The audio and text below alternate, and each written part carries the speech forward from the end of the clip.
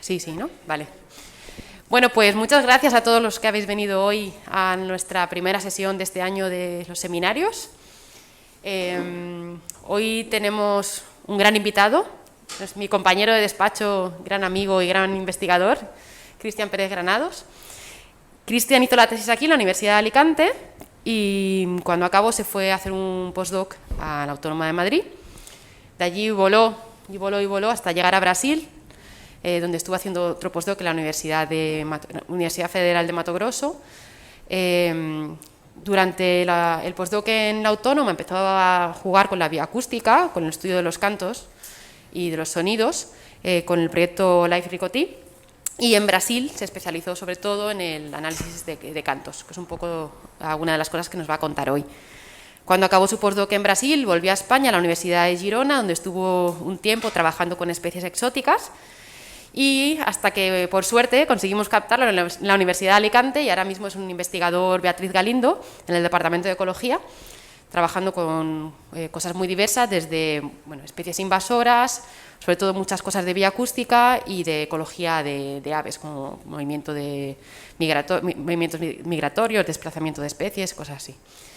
Y pese a ser bastante joven, tiene un currículum alucinante, tiene más de 40 publicaciones JCR, y si os fijáis, la mayoría de ellas es primer autor o son incluso solo 2 autores, con lo que tiene un currículum muy esperanzador y esperemos que siga con nosotros mucho tiempo. Y creo que un poco de eso. Muchas gracias por aceptar a contarnos tu historia. Y estamos todos deseando saber quién es el pájaro fantasma, el chupacabras y el pájaro con 4 alas. Así que os dejo con Cristian. Bueno. Nada, gracias a Esther y a Santi por la invitación, a todos los que estáis aquí presentes y a todos los de casa. Me voy a imaginar que sois cientos, por lo menos. Entonces la intención hoy es contaros la línea de investigación que he estado trabajando los últimos casi 5 años, casi siempre con uso de grabadores de sonido. Pero la intención es hacer algo diferente, algo más divertido, que no os aburráis, que no os entre hambre. Entonces sí que hay una pequeña parte introductoria donde explicaré de qué consta esta metodología, por qué, todos los estudios que voy a contar hoy se han desarrollado en el Pantanal brasileño, por qué es interesante aplicar en concreto esta metodología en el Pantanal brasileño, y luego ya sí nos metemos en la parte, espero, un poco más divertida, que son los estudios que he realizado, e intentar relacionarlos con los mitos, las leyendas que tienen muchas de estas especies detrás, que casi siempre son mitos, leyendas relacionadas con el hecho de que son especies que es muy fácil escucharlas, pero que son muy difíciles de ver. También nosotros elegíamos esas especies para trabajar por eso, ¿no? Porque se han estudiado muy poco, son muy desconocidas y tenían mayor interés para la ciencia. Entonces, el monitoreo acústico pasivo es una técnica de seguimiento basado en las señales acústicas que producen los animales y es pasivo por el hecho de que tú no tienes que estar en el campo. Tú colocas un grabador de sonido, como este que vemos en el árbol puesto, por ejemplo. Tú lo programas para que grabe a las horas de interés que tú quieras, que puede ser al amanecer, al anochecer, puede ser durante las 24 horas del día, según la especie con la que estés trabajando, y tú lo dejas en el campo ahí y te vuelves a casa tranquilamente y él ya va haciendo el trabajo por ti. Entonces, una vez que tú ya tienes una especie con la que tienes claro, con la que quieres trabajar, imaginemos la curruca cabecinegra en la fonrolla, tú quieres trabajar, coges tus grabadores, los colocas, y quieres ver si varían en el encinar y el pinar, pones una serie de grabadores en el encinar, otro en el pinar, y al final, cada uno de estos grabadores genera unas grabaciones, hasta ahí todo claro, y aquí puedes optar por el método tradicional, te pones unos altavoces y te pones a escuchar las grabaciones, pero claro, eso requiere que si has grabado 24 horas al día, tengas que estar analizando 24 horas de grabación, lo cual es prácticamente inviable. Y la otra opción, que es por ejemplo lo que yo he usado en todos los estudios que vamos a ver hoy, es enseñar al ordenador, a un programa de detección de señales, enseñarle cómo cantan las diferentes especies y que te reconozca la especie que te interesa a ti, con la que tú quieres trabajar. Si es la curruca, le enseñas cómo canta la curruca. Entonces el programa de manera automática escanea todas las grabaciones. Se ha vuelto a estropear esto de repente. Perdón, que se ha estropeado el micrófono.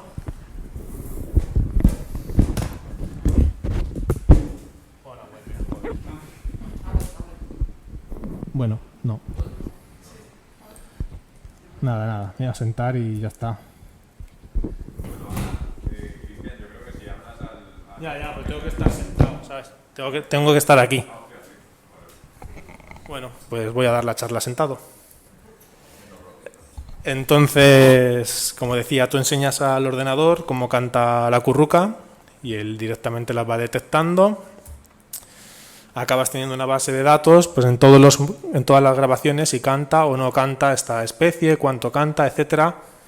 Y tú tienes además que añadir pues un análisis en el que tú veas pues este reconocedor cuán bueno es. ¿Se oye bien desde ahí? Vale. Entonces tienes que hacer un análisis para ver si este reconocedor, si el programa lo está haciendo bien o mal para fiarte o no de tus resultados. ¿Vale? Esta sería de manera breve la metodología en que consiste. Y ahora voy a hablar del por qué aplicarla al Pantanal brasileño. Bueno, el Pantanal es el mayor humedal del mundo. En sus momentos más álgidos, pues para que os hagáis una idea, llega a tener más de 340.000 kilómetros cuadrados de agua inundada. Y es un ecosistema que está marcado por una gran estacionalidad, ¿no? Tienes la mitad parte del año, no la mitad, pero más o menos como medio año que está totalmente inundado, que es imposible acceder a muchas de estas zonas, salvo en barca. Y tienes otra mitad del año que prácticamente está seco, que es una sabana, un bosque forestal de pequeño porte, que se dedica pues para ganado y demás. Esto hace que sea una zona muy desconocida porque es muy grande, muy difícil de muestrear en ciertos momentos y además es uno de los ecosistemas más diversos del mundo. Para que os hagáis una idea, pues solo especies de aves se han visto 650, que es casi el doble de las que hay en España y muchas más de las que hay en toda Europa.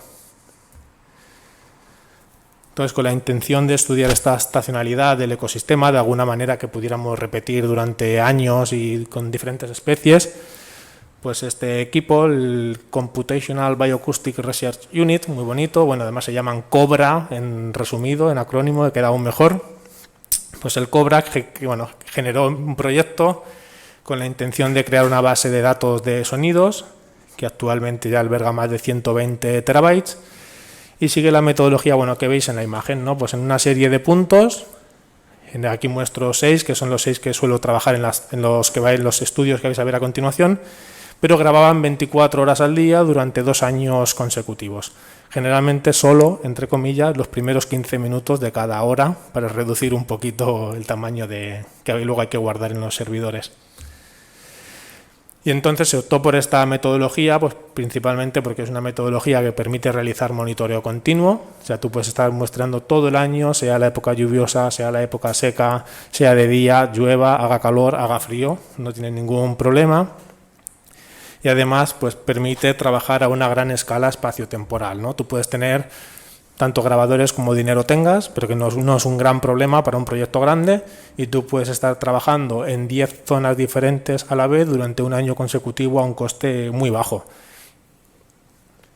Y además, de manera adicional, pues en este caso, cuando trabajas en selvas lluviosas, totalmente inundadas, etcétera, pues reduce tanto el esfuerzo como el riesgo del trabajo de campo, incluyendo la necesidad de realizar muestreos nocturnos, como muchas de las especies que veremos ahora que eran nocturnas. La foto de abajo derecha, por ejemplo, es una cobra, es una foto real del equipo, yendo a cambiar las baterías de los grabadores durante la época lluviosa. ¿Vale? Entonces hasta aquí he terminado la parte de la técnica y del lugar, y ahora ya entramos un poco en la parte de la leyenda. Voy a ver si funciona el otro altavoz, porque contar leyendas sentado no tiene ninguna emoción. Y parece que no. Hola, vale. A ver cuánto dura. Vale, pues vamos a empezar con el mono aullador. Me imagino que este más o menos pues a todos nos suena, lo conocemos, de verlo en los documentales. Le voy a poner un vídeo, espero que se oiga flojito. La intención es hablar mientras lo oímos.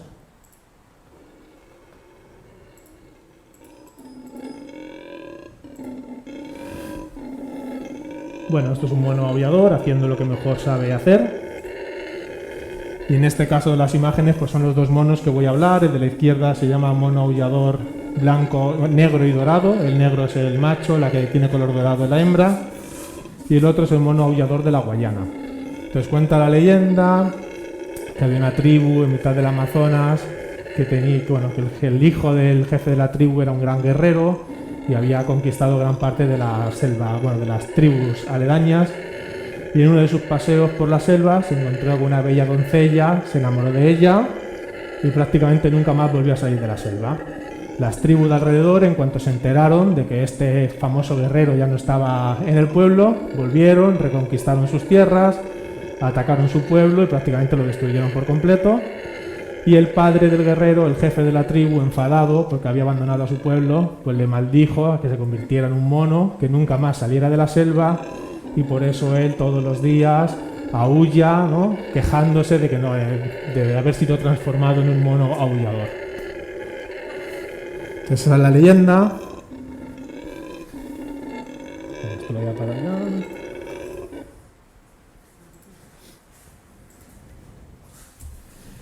Y bueno, esto sirve de esquema para todos los estudios que voy a explicar luego, por eso es un poco más detallado. ¿Vale? Pues nosotros siempre tenemos una especie, en este caso mono aullador, las grabaciones en el Pantanal durante todo un año y usamos un programa que siempre es el mismo para analizar las grabaciones. Entonces, por ejemplo, en el caso del mono aullador, pues podemos describir a qué horas se queja este hombre transformado en mono, podemos ver cómo se queja mucho más justo a la hora del amanecer, podemos ver sus patrones estacionales, por ejemplo, vemos cómo concuerda un poco más en la época que empiezan las lluvias, justo en septiembre, octubre, pues tiene su pico de actividad, probablemente porque es cuando los frutos, es cuando hay una mayor generación de frutos en el Pantanal brasileño. Y además para muchos de los estudios pues también hacemos este tipo de análisis de relacionar cuando cantan las especies con las condiciones climáticas, algo ya más de ecología, etología. Y bueno, en el caso concreto de este mono pues se encontraba una relación negativa entre la probabilidad, o sea, si cantaba o no cantaba en una grabación con la humedad relativa del aire. Probablemente dependía de que, o sea, la relación no era con la humedad, sino con la lluvia. O sea, los días que llovía más, el mono no cantaba.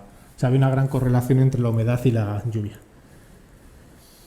Y luego, por ejemplo, este es el otro mono aullador, el de la Guayana. El otro sí que está más por el centro, sur de Sudamérica. Este ya está en la zona norte de Sudamérica, todo lo que son las Guayanas, Francesa, Guayana, Surinam, parte norte de Brasil. Y en este caso lo más curioso, lo que veis en gris, es la parte, lo que llamaríamos noche, en función del amanecer y del atardecer astronómico. Y bueno, vemos que la especie canta mucho más durante la noche que durante el día, lo cual, bueno, para ser un mamífero en teoría diurno, pues era bastante curioso.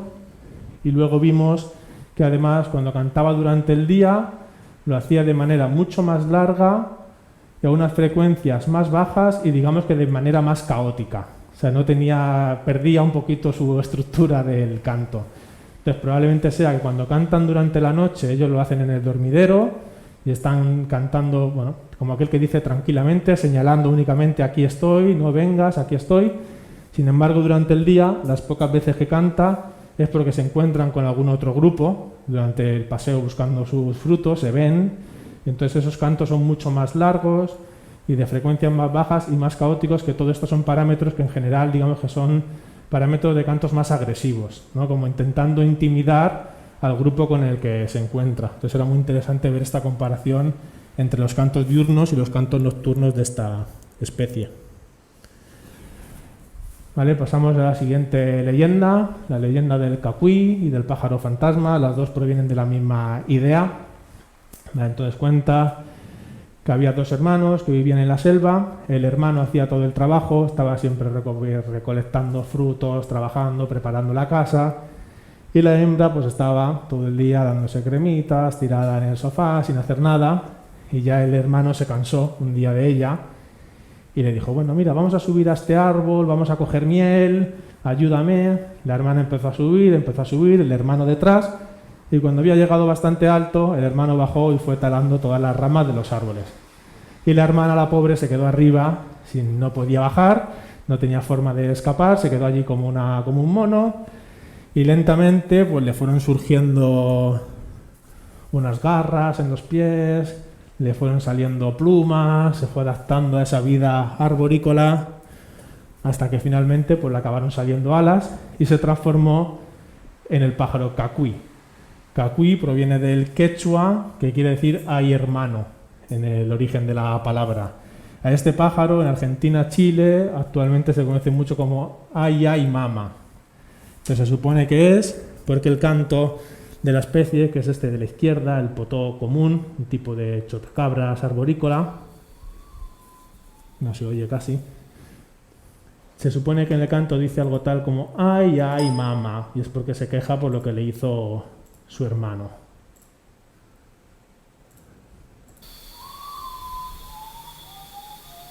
Bueno, hay que poner un poquito de imaginación, pero sería como ay, ay, mama.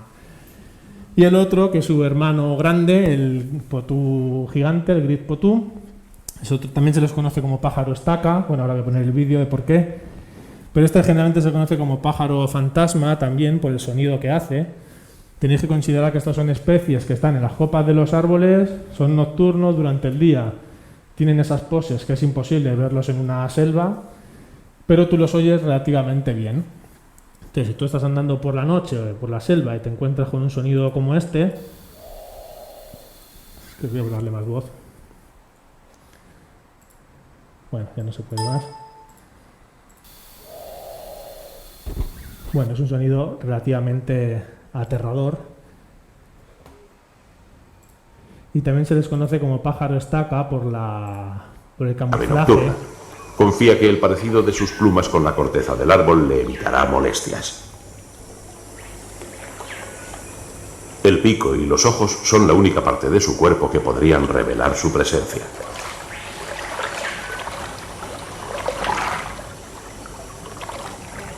Ahora vamos a ver lo que hace cuando... Ahora estoy junto a él, así que decide perfeccionar aún más su disfraz y lo hace cambiando la postura y cerrando sus delatores ojos. Ahora no es más que un trozo de rama rota.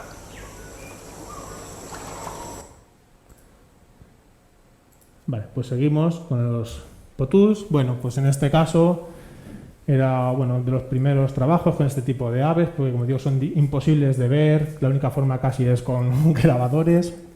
Entonces vimos que tenían un patrón de canto, los dos muy marcados, en los meses de septiembre, octubre, sobre todo. De nuevo es cuando surgen las primeras lluvias y probablemente pues se deba porque después de esta lluvia, de manera similar como ocurre aquí en España, que hay esta explosión de hormigas aladas, por ejemplo, pues en el Pantanal brasileño también hay cierta explosión de insectos. Entonces acoplan su periodo reproductor con la época de mayor lluvia.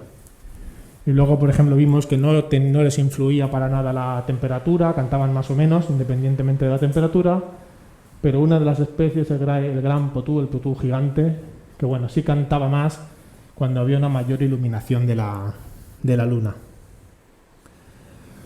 Vale, prácticamente encontramos un patrón de canto muy similar para otras dos especies de chotacabras, en este caso ya no arbóreos, sino que viven en la tierra, pero aún más marcados, ese pico en septiembre-octubre, justo después de las primeras lluvias.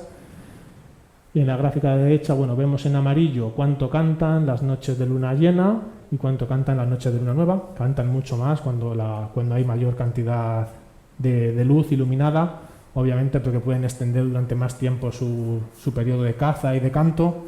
Son especies nocturnas, pero necesitan ver para cazar. Y y en este caso quizás más curioso es que comparamos ya no si cantaba más o menos, sino cuánto cantaban al atardecer, en mitad de la noche y al amanecer. Y por ejemplo se veía que los días que había luna nueva, o sea que cantaban menos, cantaban mucho más en porcentaje justo a la hora del atardecer y del amanecer. Es decir, cuando hay luna llena, el pájaro canta de manera más constante, porque es como que él sabe que tiene 10 horas para cantar, se lo toma con tranquilidad, va cantando, va cazando, pero los días que hay luna nueva, que él sabe de sobra que no tiene luna, pues concentra sus periodos de canto y de caza, yo hablo de canto, probablemente de caza, mucho más en esa hora del atardecer y del amanecer.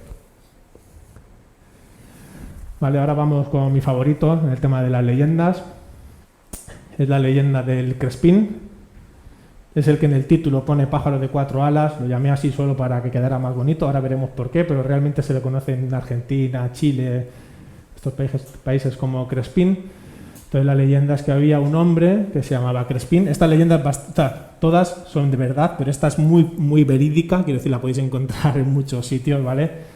Que el hombre trabajaba muchísimo, se repite un poquito la jugada del Caquiu, que el hombre siempre trabaja mucho, será que escribimos nosotros la historia, por lo que se ve.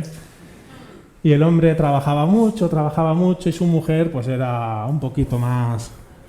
le gustaba más la fiesta, digamos, ¿vale? Y entonces la cuestión es que el hombre, pues ya el último día de la cosecha del trigo, este detalle es importante, ¿vale? El último día de cosecha del trigo en Argentina, septiembre, octubre, pues el hombre enfermó y le dijo a su mujer que fuera a buscar medicamentos a la aldea de al lado.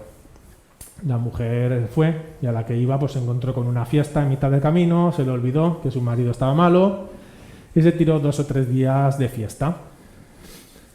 Cuando volvió a casa, el marido había muerto, ya la habían enterrado y todo, ella se sintió muy mal y fruto de su vergüenza, pues decidió subir a la copa de un árbol y no volver y como aquel que dice, hacerse el harakiri y no volver a vivir, y que, pues quería ser un ave para poder reunirse con su marido, que se llamaba Crespín, ¿vale? Ahora veremos.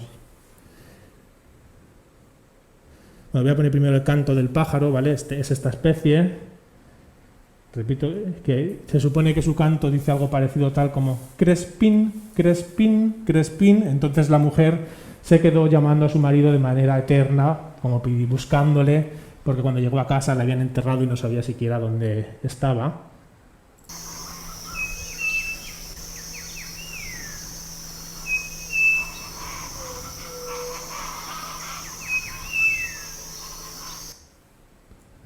Vale, esa es una de las leyendas. ¿Por qué se le llama también pájaro de 4 alas? Pues es debido a que este pájaro es un tipo de cuco que parasita los nidos de otras especies. Las plumas del álula, que son unas pequeñitas, que suelen tener las aves aquí, son capaces de extenderlas y de hacer cierto baile, que ahora veremos que es bastante curioso.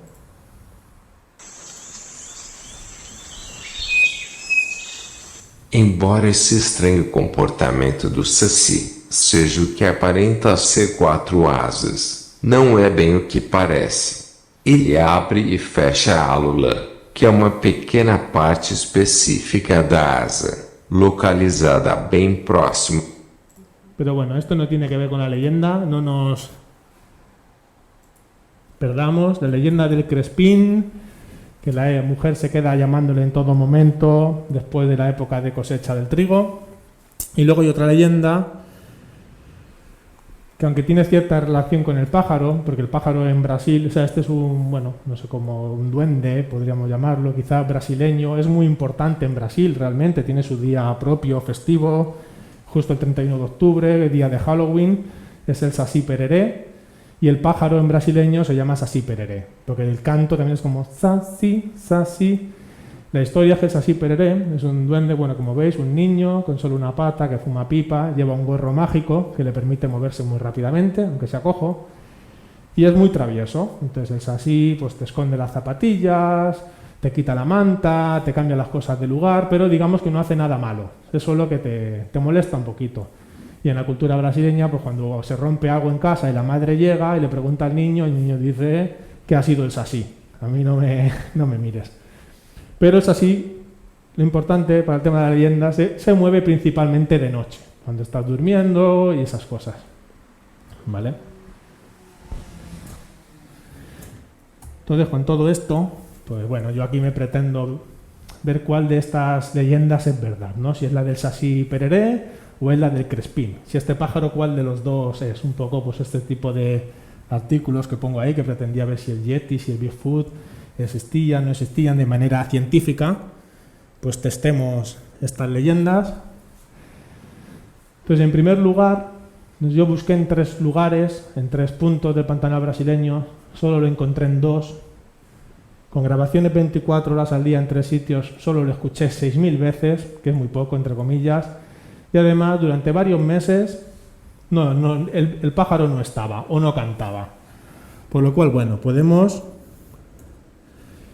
decir que quizás la Crespina, que es como se conoce a la mujer de Crespín, pues tampoco se queja tanto por su marido. O sea, se queja, pero no es como quizás no es para hacer una leyenda en torno a ella, pero lo bueno que tiene es que al menos sí que es verdad que el pico de canto de la especie justo concuerda con septiembre, octubre, que es los meses de la cosecha en Argentina. Por lo cual por ahí a lo mejor la podemos perdonar.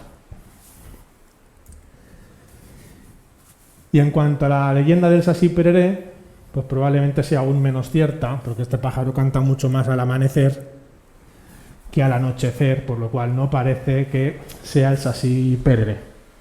Entonces, bueno, en base a estos resultados, pues validamos la crespina y rechazamos la teoría del Sasí Pereré, si os parece bien. Vale, el siguiente pájaro con cierta leyenda es el tinamú. Bueno, el tinamú ondulado es con el que yo he trabajado. De hecho, la leyenda cuenta de estos dos. O sea, esta especie, el tinamú ondulado, es el de la izquierda, se llama así por el tipo de ondas que hacen el plumaje, y el de la izquierda es el tinamú de alas rojas. Entonces cuenta la leyenda que eran muy amigos, que estaban siempre juntos en la selva, pero un día se pelearon, se separaron, el tinamú ondulado siguió en la selva y el tinamú de alas rojas se metió en el pastizal. Pasaron mucho tiempo separados, cada uno se adaptó a su nuevo hábitat, pero ya el tinamú ondulado un día quería ver a su amigo, le preguntó, nos reconciliamos, así aparece tal cual en la leyenda, no me lo estoy inventando. Y el tinamú a la roja le dijo, ¿qué? Yo nunca más. Imagino que tiene algo que ver con el canto, pero yo no lo encuentro. Pero la leyenda lo que cuenta al final es que son dos especies, que el tinamú ondulado es imposible verla fuera de la selva y que está continuamente llamando, no para, no para, no para, y la otra especie es únicamente en el pastizal y también canta mucho. Entonces, bueno, tiene que ver con el hecho de que sean muy fáciles de escuchar, pero sean imposible verlas fuera, bueno, verlas simplemente. Bueno, aquí tenéis el canto del tinamú ondulado, es algo tal que es un canto muy característico, casi el más característico cuando llegas a esta zona al menos de Brasil. Y bueno, para este pájaro en concreto había 0 estudios cuando llegamos, no se conocía nada de él, ni siquiera si criaba, si criaba obviamente sí, pero en qué momentos podía hacerlo, a qué horas hay que buscarlo. Es un pájaro que se caza, que se tiene en jaulas, cierta problemática en algunos lugares, sobre todo últimamente parece que va algo más en declive. Y bueno, vimos un patrón muy claro, el de siempre, en septiembre-octubre, pero curiosamente encontramos ahí otro pico en abril, que no sabemos muy bien por qué. Dejamos la puerta abierta de si la especie puede hacer 2 puestas, pero bueno, esto tendrán que venir alguien luego por detrás a testarlo. Y quizá lo más curioso es que vimos que aunque el porcentaje de cantos es relativamente pequeño, pero como estamos hablando de creo que en torno a 100.000 cantos, pues había una parte muy importante de canto nocturno de esta especie. Esto es uno de los grupos de aves, de hecho el grupo de aves más primitivo que hay, que junto a las avestruces, kiwis y demás, pues forman un grupo de las ratites todos juntos con los tinamús. Entonces era curioso, bueno, nos pareció interesante estudiar por qué cantaba de noche esta especie. Y aquí vemos, pues en la coloración rojiza vemos el patrón anual del canto nocturno y en la coloración nocturna el canto diurno. Entonces nosotros, aunque hoy de nuevo no tenemos datos, solo es algo hipotético que creemos en base a nuestros resultados, pero creemos que puede tener posible función de atracción de pareja, ¿no? Que tiene un pico mucho más marcado, para nada aparece este segundo pico, por lo cual quizás también podemos pensar que esa segunda puesta no ocurra. Si el canto tuviera una función territorial, uno espera que tenga un patrón más constante a lo largo de todo el año. Tú defiendes tu territorio siempre, no lo quieres perder, que es algo más parecido a lo que pasa quizás con el canto diurno. La barra negra, ¿no? Aunque tiene sube-bajas, pero más o menos se mantiene. Sin embargo, el canto nocturno tiene un pico muy grande y tiene varios meses que prácticamente es 0. También cantaba más por la noche, cuando había mayor iluminación de la luna, algo relativamente lógico o esperable. Y quizás más interesante es que cuánto cantaba por la noche no tenía nada que ver o no se relacionaba con cuánto había estado cantando durante el día, por lo cual eran como 2 cosas diferentes. Pero cuánto cantaba por la noche sí que se relacionaba con cuánto había cantado por la noche el día anterior. O sea, eso señala o bien que hay algo de hormonas detrás, ¿no? Que el bicho está activo en su reproducción y va a cantar por la noche independientemente de cómo vaya el día. O bueno, también obviamente puede estar relacionado con el tema de la luna, que cuánto está iluminado un día sí que está muy correlacionado con cuánto lo está el día siguiente. Y creo que ya vamos con la última leyenda. La leyenda del chachalaca. ¿A alguien le suena esta palabra? ¿No? A ti sí, por eso te he mirado, me imagino. ¿Y qué quiere decir? Una persona guachalaca es una persona Ah, bueno, pues o sea, tiene significado, de hecho yo lo he buscado en la RAE y sale. Entonces se usa para decir a personas que hablan mucho, que hablan sin parar. Eres un charlatán, pues en Centro de Sudamérica, pues en parte se usa chachalaca. Y se hizo muy famoso, pues en 2006, el que es ahora el actual presidente de México, pues dijo una frase parecida a la de nuestro rey, de ¿por qué no te callas? Pues cuando estaban en uno de estos debates le dijo a su contrincante, dijo, cállate chachalaca. Entonces a partir de eso se ha quedado como, sobre todo en México y en la parte de políticas, hasta en muchos memes y demás. Y esto fue en 2006, cuando uno estaba pues peleando por la carrera, pero actualmente es el actual presidente.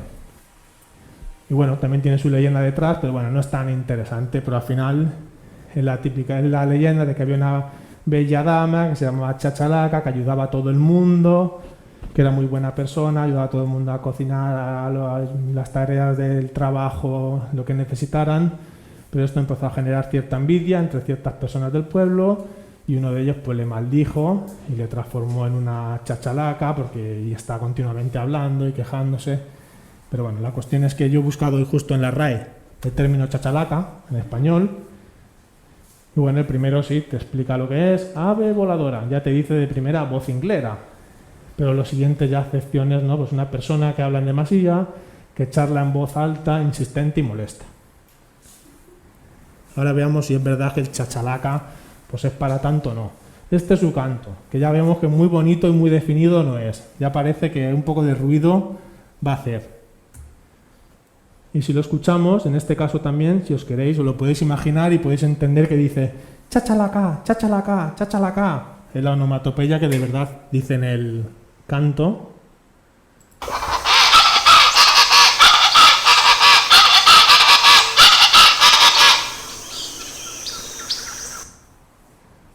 Bueno, como veis, sí que es muy ruidosa, por lo menos. Y entonces igual, pues escaneamos grabaciones durante todo un año. Y en 3 sitios encontramos más de 112.000 cantos. Si consideramos que además muchos cantos de esta especie puede durar 20-30 segundos sin parar, nosotros con el reconocedor detectábamos sobre el 80% de los cantos de una grabación, por lo cual realmente había al menos 135.000 cantos de la especie, por lo cual vale, parece que algo ruidosa y vocinglera sí que es. La detectamos en casi el 100% de los días. Por lo cual sí, parece que el nombre de chachalaca le viene bien, porque hace mucho ruido y canta mucho. Y bueno, aquí tenemos pues el patrón diario y estacional de la especie. Pero vemos que bueno, aunque se queja mucho, pues claramente vuelve a tener este pico de siempre después de las primeras lluvias, agosto, septiembre, octubre. Y cuando el pantanal está totalmente inundado, enero, febrero, pues la especie, aunque sigue presente, porque la detectábamos cada día, canta muy poquito. Y en cuanto al patrón diario, pues igual, ¿no? Típico patrón al amanecer, que la especie canta más a las 6, las 7, las 8 de la mañana, se va callando y justo antes del atardecer pues tiene un segundo pico de actividad. Por lo cual sí, es muy ruidosa, canta mucho, pero también tiene sus momentos que canta más y que lo hace menos. Y nada, esto es todo por mi parte.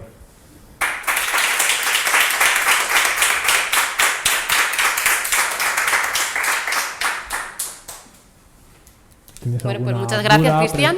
Si tenéis dudas, podéis preguntar. Yo creo que igual podemos llevar un micro. ¿O os acercáis? Es que no sé muy bien. ¿Se oye? Sí. Pues venga, si no, preguntar. Repito yo la pregunta. Venga, vale. Vale, gracias por la charla súper interesante y amena y divertida. Yo tengo varias preguntas que ya te haré en privado, para no ser muy pesada, pero, o sea, si no lo he entendido mal, la función de esta metodología, digamos, a grandes rasgos, establecer relaciones entre las condiciones ambientales y la distribución de comportamiento de las especies que se estudian también. Bueno, esta herramienta tú la puedes aplicar para lo que quieras. Nosotros aquí generalmente, no sé si has escuchado la pregunta, preguntaba Diana si nuestra idea de esta técnica era encontrar relaciones entre las variables ambientales y la ecología de las especies. En este caso concreto de mis estudios, generalmente sí, porque este es un proyecto que está centrado en el pantanal brasileño, que el objetivo principal es entender mejor la estacionalidad de este ecosistema, cómo este hecho de que llueva en ciertos momentos, que haya unas sequías, cómo influye en el canto de la especie, y nosotros usamos los cantos como indicador del estatus reproductor, que generalmente las especies cantan más cuando están criando y demás. Entonces sí, en este caso concreto nosotros sí que estamos muy interesados en ver esa relación entre clima y estacionalidad de canto, o entre clima y tasa de canto.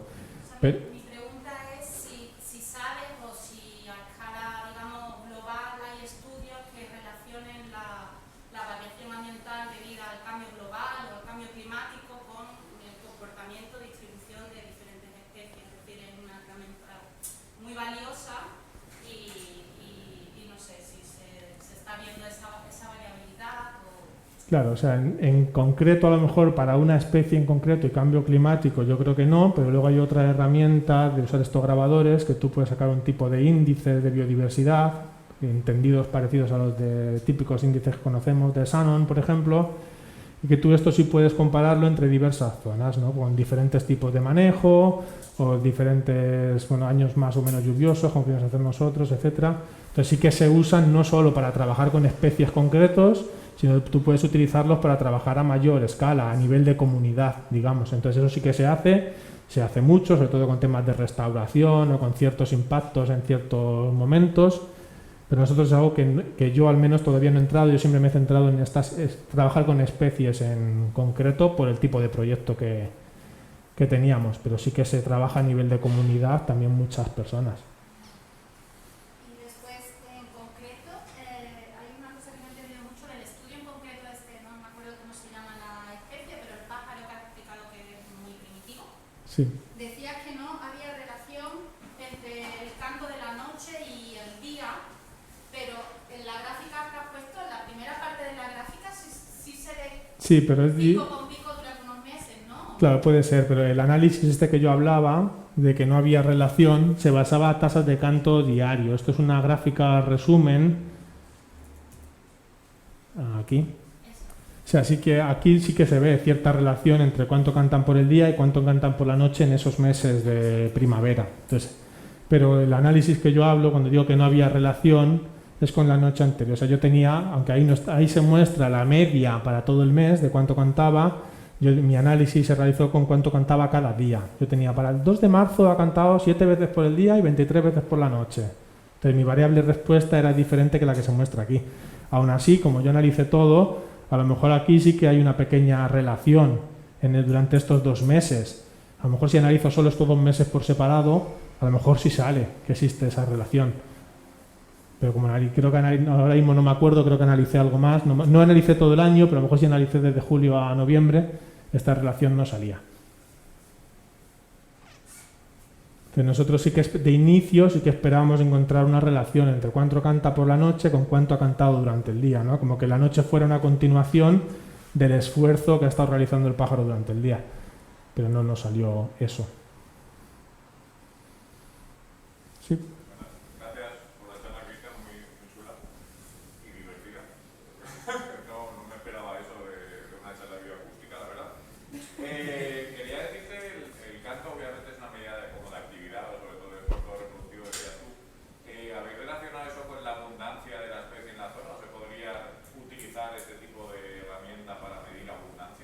Sí, sí se puede. Nosotros en Brasil no lo hemos desarrollado, pero con todo este proyecto anterior de la autónoma sí que hemos testado 2 métodos en concreto y luego publicamos una review al respecto, o sea que se puede, hay diferentes métodos.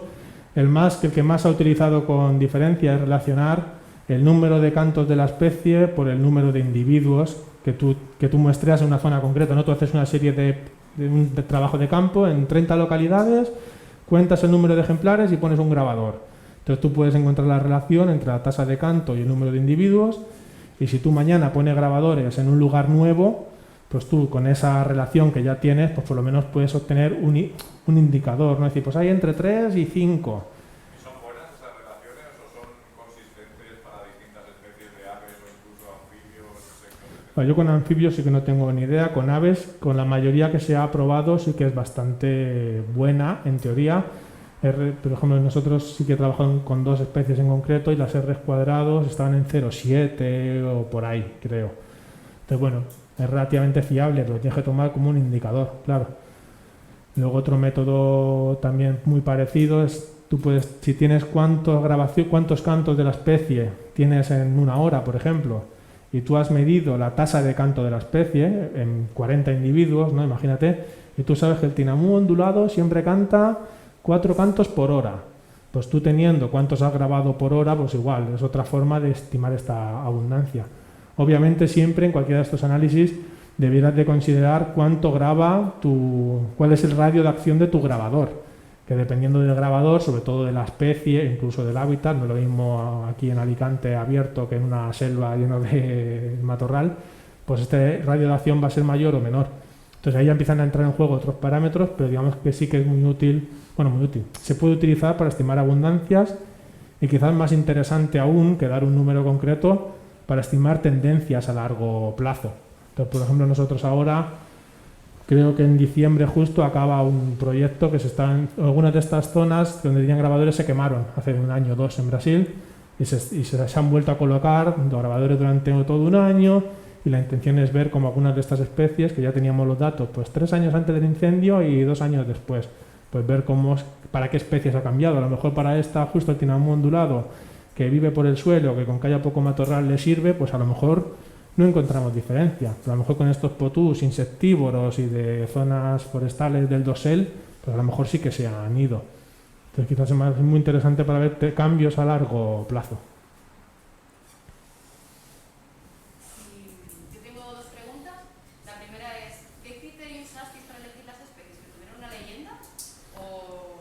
¿Cómo? Ah, no.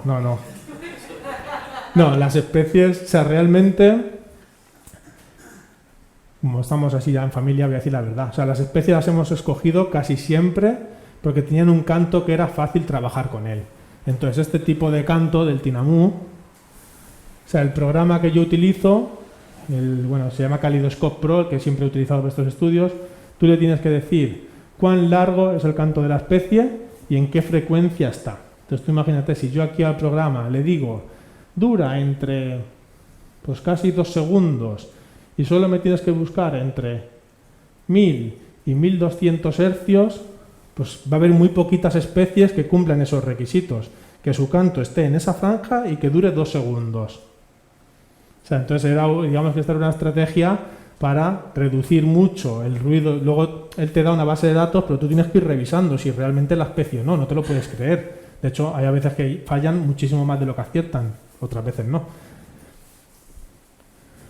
Entonces, el criterio real, yo fui buscando especies que a mí me resultaran fáciles para trabajar. Entonces, la mayoría, no sé, pues el crespín igual, si os fijáis, es el mismo, en otras frecuencias, pero es exactamente lo mismo. Una frecuencia, un pico de frecuencia muy bajos, ¿no? No sé cuál era el anterior, pues, bueno, estos no tanto, bueno, mira, estos los potús, 3/4 de lo mismo, cantos largos y con frecuencias bajas. Obviamente también tenía que haber cierto interés detrás, quiero decir, no íbamos a trabajar con una especie que no fuéramos a publicar, pues los potús son una especie que son totalmente desconocidas, que a lo mejor ahora mismo, bueno, sinceramente yo creo que no hay ningún trabajo de ecología básica que se parezca siquiera un poco al que nosotros sacamos, pues a las revistas les puede interesar. O el crespín sí, pero el tinamú, pues había 0. Entonces tienes que buscar una especie que a ti te resulte fácil para trabajar y que tenga cierto interés científico. Pero no había yo cuando llegué no me dijeron tienes que trabajar con estas especies porque son indicadoras de la calidad del hábitat, es indicadora del estado de sucesión de la selva. Eso en mi proyecto, digamos, eso no entraba. 1 año fue trabajar con especies nocturnas, por eso están todas estas aves de potú, chotacabras, hay un búho que no tenía leyenda detrás y por eso pues no le he podido meter, etcétera. Y el primer año sí que fue un poco, libre albedrío. De hecho, el primer año trabajé más con ranas. Mi segunda pregunta es que parece, o me ha parecido a mí por los gráficos, que hay una relación entre todas las especies donde tienen el pico máximo de actividad. Entonces mi pregunta es si habéis hecho o estáis pensando en hacer algún estudio a nivel de toda la comunidad de esos patrones estacionales a nivel de todas las especies. Claro, o sea, esos índices que decías o alguna cosa. Sí, la intención es usar estos índices algún día, lo llevo pensando hace 2 años por lo menos, pero nunca me pongo con ello, pero la intención en algún momento es sacar este mismo tipo de trabajo pero quizás con los índices, o sea, con los índices que hemos hablado, por ver cómo varía a nivel de comunidad, probablemente no vayamos a ver ninguna sorpresa, porque lo que dices tú es un patrón muy marcado, que cuando empieza la lluvia, septiembre, octubre, pica y demás. Pero, por ejemplo, con una especie, justo el búho, que decía, que no ha entrado, que el patrón sí que es bastante diferente. Este es un búho pequeñito, es un pygmy owl del género Glaucidium, que aquí en Europa también lo hay. Y esta especie os presenta el pico casi en junio o julio, cuando justo empiezan las lluvias se calla. Pero quizás no se deba tanto a que críe en un momento antes, sino el hecho de que se supone que los búhos cuando tienen los pollos sí que se callan. O sea, a lo mejor un paseriforme o estos pájaros cantan un poquito más y se supone que los búhos cuando ya están incubando, cuando ya tienen el pollo, prácticamente se callan. Entonces quizás lo atacamos creemos que ese silencio se debe a eso. Y luego, por terminar esto de los patrones, aunque aquí se ve muy claro, y nosotros generalmente hablamos siempre de nuestros datos son la leche, un año entero de grabaciones en el Pantanal, eso es lo que vendemos, pero por ejemplo para algunas especies que sí hemos analizado 2 años de grabaciones, realmente el patrón de un año con el del año siguiente a veces no tiene nada que ver, son patrones, el patrón es el mismo, digamos, el tipo de campana o lo que sea, pero no se solapan en el tiempo, porque justo este año, el primero de los años, llovió como 3 meses antes, y el segundo de los años es el que hablo siempre, que es 2015-2016, lo que tengo en mi disco duro aquí en España. Pero cuando analizas con otros años, pues obviamente depende totalmente de cuándo llueve. Entonces, claro, aún así, aunque tengamos datos de todo un año de cómo canta el tinamú y quede muy bonito, realmente para entender un poco la ecología del tinamú, a lo mejor necesitas tener, pues, no sé, 5, 10 años de grabaciones, por lo menos, para empezar a ver de qué depende esta estacionalidad del canto.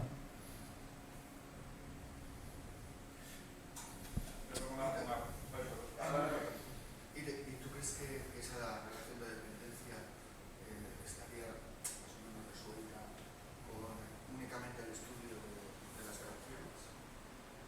Bueno, probablemente no, claro. O sea, obviamente aquí hay lo malo del Pantanal, bueno, como muchos dicen que hay muy poco. Termina si quieres, perdón. Sí, es que por otra parte, todas estas aves, bueno, y el mamífero y el mono aullador, comparten una región geográfica Muy pequeña. muy extensa, pero muy pequeña. Claro, claro. Y las leyendas, bueno, por lo que he oído por la pregunta, es una cuestión testimonial, lo que has, o sea, no interviene para nada en los datos, pero de alguna manera, o bien esas leyendas tienen una relación, cuando surgen, la relación con las gentes que generan las leyendas ya no es la misma que ahora, pero o bien estas aves no se ven, pero se oyen, y además su distribución es bastante amplia por toda.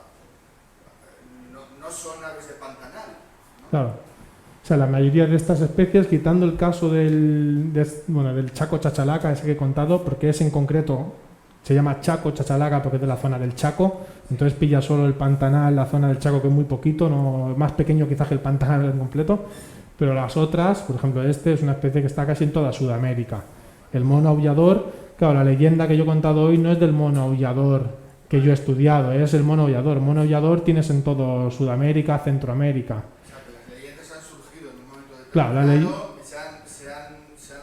leyendas se han dispersado de manera independiente a la biología y a la relación que han seguido manteniendo las gentes con estas especies. Lo importante es, yo las leyendas hoy solo ha sido un hilo, pues para contarlo de manera un poco más divertida y no lleno de gráficas que os aburráis. Y luego lo importante, para mí más ya que eso, es el hecho de que casi todas las leyendas, o la mayoría, tienen que ver con cómo esas personas o lo que sea se transforma en un animal que canta mucho y que es muy difícil de ver. Que se transforma en un pájaro que está en el dosel y se queja de lo que le ha hecho su hermano. ¡Ay, mamá! O que se separan y llama a su amigo. ¿Nos reconciliamos? O soy un chachalaca.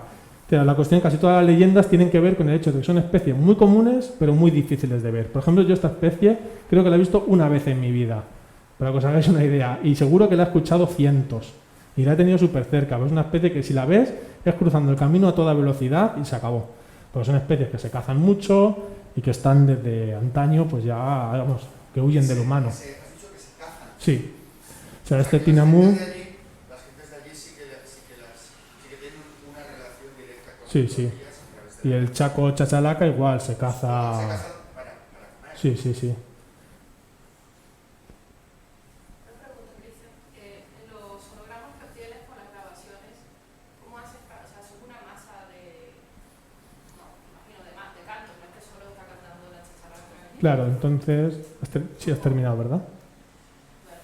No, dime, perdón. Mi pregunta era, ¿cómo haces para distinguir? O sea, muchas veces los cantos no están solapados. Y sí, los sonogramas son únicos, pero usualmente comparten frecuencias. ¿Cómo el programa hace para reconocer eso? Claro, entonces el programa, como decía yo aquí presento el caso limpio, perfecto, ¿no? Para la publicación, digamos.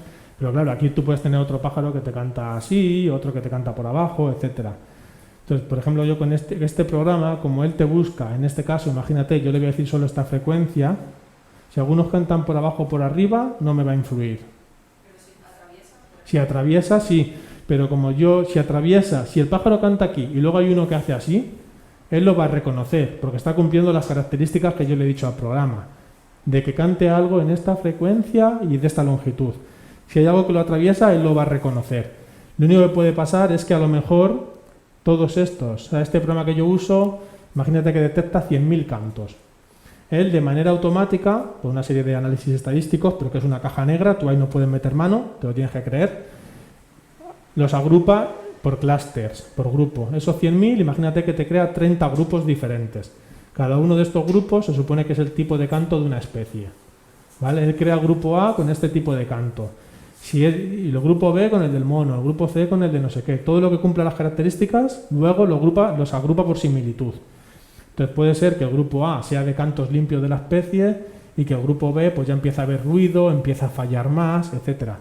¿Y si son dos individuos de una misma especie cantando simultáneamente o eso no se da? Claro, eso se puede dar, entonces... Si yo le digo, si son dos individuos a la vez, no pasa nada, porque uno va a estar por atrás, otro por encima, quizá no lo vas a ver. Lo que puede pasar es que cante un poquito después. Entonces, si canta un poquito después y en vez de durar 2 segundos, dura 3, y yo le he dicho que mi canto dura 2, él no lo va a coger, se le va a olvidar, lo va a pasar. Lo que pasa es que, por ejemplo, casi siempre, por ejemplo en este estudio, si yo mirase los parámetros ahora en la publicación, seguro que yo usé 4 segundos, justo para eso. Para que si había 2 bichos cantando, que justo cuando acababa uno empezaba el siguiente, que me lo detectara. Porque para mí me interesaba, era una presencia o el bicho está cantando. El problema es que yo no tengo forma de saber si está cantando 1, 2, 3 o 4, porque nosotros nunca hubo trabajo de campo. O sea, el trabajo de campo, que ya era mucho, de poner los grabadores cada semana, cambiar la batería, descargar las grabaciones, etcétera. Pero nunca se hicieron este tipo de test que comentaba Santi, pues de estar allí y ver a qué distancia están cantando, cuántos están cantando. Ese sin duda es uno de los grandes problemas de nuestros datos, que la mayoría de las revistas, o muchas, dicen, hombre, es interesante, pero es muy descriptivo. A veces sí puedes plantear alguna hipótesis en concreto, pero casi siempre son trabajos que describes qué es lo que hace el pájaro. O como mucho buscar una relación entre el canto y la lluvia, entre el canto y la luna. Pero ni siquiera, solo puede ser una relación en el mejor de los casos.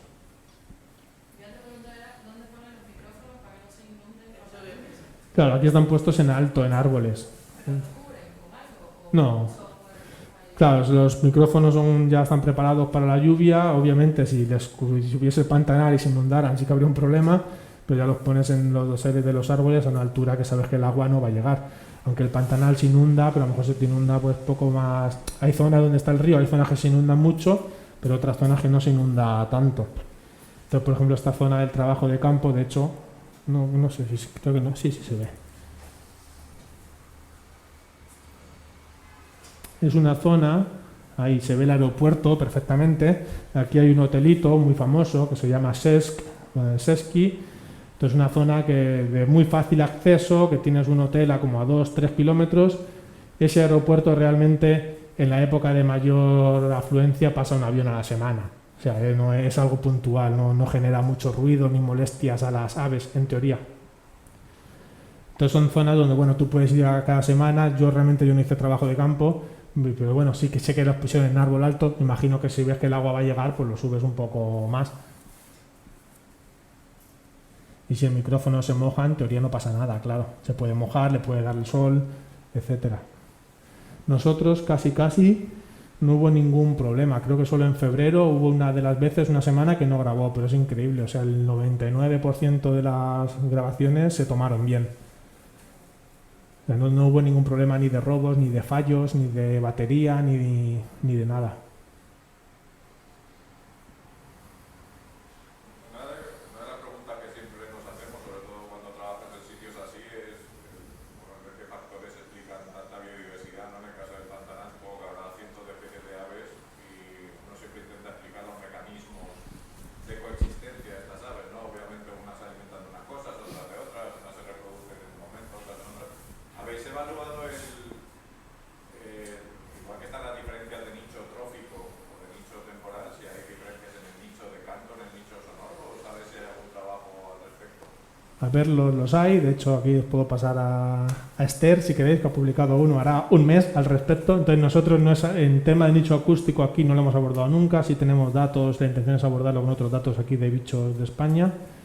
Solo lo que dices de por qué hay tantas especies, la verdad es que hay zonaje brutal. O sea, tú puedes encontrar una zona, una lagunita, y te encuentras a 30 especies comiendo juntas, todas felices, probablemente el mismo tipo de pez. Yo creo que simplemente, por ejemplo, en el Pantanal, la abundancia de peces que hay, pues permite que sobre todo este tipo de animal que estamos viendo, todo lo que sean garzas, ardeidas, patos, etcétera, las tienes todas. Por ejemplo, un caso curioso del Pantanal es que aunque tiene muchísima riqueza de especies, de aves, yo hablo sobre todo de aves, no tiene ni una sola ave endémica, yo creo. O sea, porque es una zona que, claro, este tipo de ecosistemas de un humedal lo tienes en muchas zonas de Sudamérica. Entonces es curioso que la gente va mucho al Pantanal, pero luego justo pues aquí al norte nada. Si esto es Cuyabá, me imagino que la ciudad en la que yo vivía, como a 50 kilómetros tienes una cordillera pequeñita, pero que justo separa ya lo que es la cuenca del Amazonas. O sea, de ahí al norte los ríos ya van al Amazonas y de ahí al sur van hacia el Paraná. Entonces justo esa zona de montañita es muy pequeña, a lo mejor tiene 60 especies endémicas. Entonces es curioso en el Pantanal, bueno, ahí tienes eso, especies generalistas que se alimenten de peces o de insectos, pero no hay nada, digamos, especialmente raro. Si quieres contar algo, bueno, no sé, del tema de nicho acústico, bueno, en general, bueno, no, yo creo que mejor, bueno. O sea, sí que hay muchos estudios, bueno, pues que ven que sí que hay cierto, o sea, igual muy parecido a lo que habla de nichos de selección de hábitat, porque las especies no solapan sus cantos, ¿no? Que es que tienes ciertas especies que cantan, y cuando tú las analizas los cantos y creas pues algún tipo de análisis de componentes principales, por ejemplo, pues las especies sí se separan en el espacio, o sea, no compiten entre ellas. Yo lo que no, bueno, no sé si hay algo más concreto que hicierais en vuestro estudio.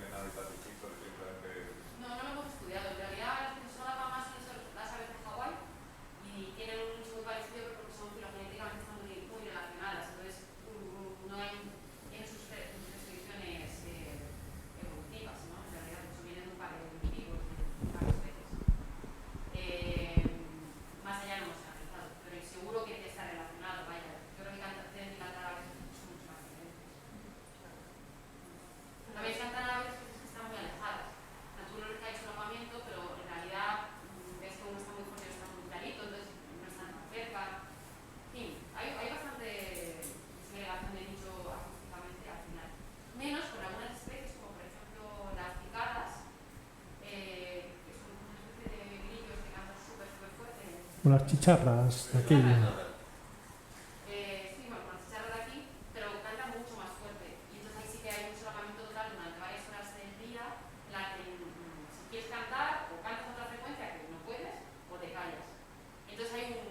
gran cantidad de cantos antes de que empiece a cantar la chicharra. Es que se cuesta.